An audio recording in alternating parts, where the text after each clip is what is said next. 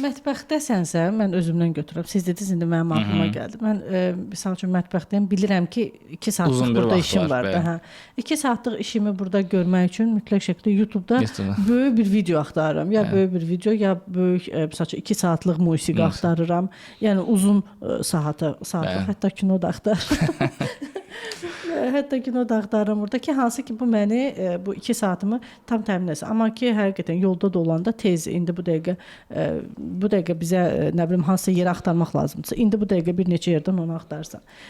Baxın, burada bu izləyicilərimiz indi bizi izləyirlər. Siz dediniz ki, 20-21 biz Instagramdan danışırıq da, indi hazırda Instagram storylərlə danışırıq. 20-21 Instagramda hər gün story qoymaq nə qədər aktuallığı artıra bilər və yaxud da düzdür, düz deyil.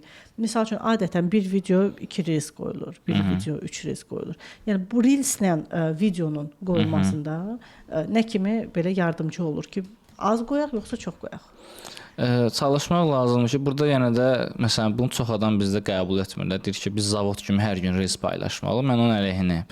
Bu insanlara görə dəyişir. Çünki biz davamlı paylaşa bilmərik. Çünki zavodlarda məsələn robotlar necə işləyir? Bütün maşınlar, robotlar müəyyən qədər işləyir və 6 aylıq anbarlarında onların məhsulları var. Məsələn, pandemiyada gördünüz, bütün şirkətlər çıxdı danışdı ki, narahat olmayın, bizim 6 aylıq, 1 illik stokda anbarda məhsullarımız var, narahat olmayın, bitməyəcək market. Amma biz insan olaraq, məsələn, tutalım, mən növbəti həftə və ondan 2 həftə öncənin reelslərim, kontentlərim var, çəkib hazır anbarımda saxlayıram ki, paylaşa bilim və depressiyaya düşüm ki, ayda kontentim yoxdur, reelsim yoxdur da.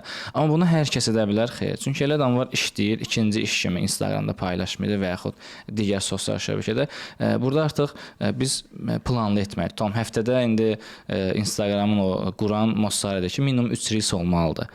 Amma poster sizdən asılıdır. 1 də ola bilər, 2 də ola bilər. Amma indiki növbəti son 2 ayda artıq trend olaraq posterlər o qədər izlənilmir. Yəni insanlar baxmırlar ki, mən niyə oxuyuram? Artıq insanlar tənbəlləşiblər. Məsələn, kitabları da artıq çox insan baxıram. Mən oxuyuram, amma görüm çox insan dinləmək istəyir ki, mən niyə oxuyuram? Niyə özümə əziyyətə verirəm? Yolda gedirəm, kimsə mənə kitab oxusun.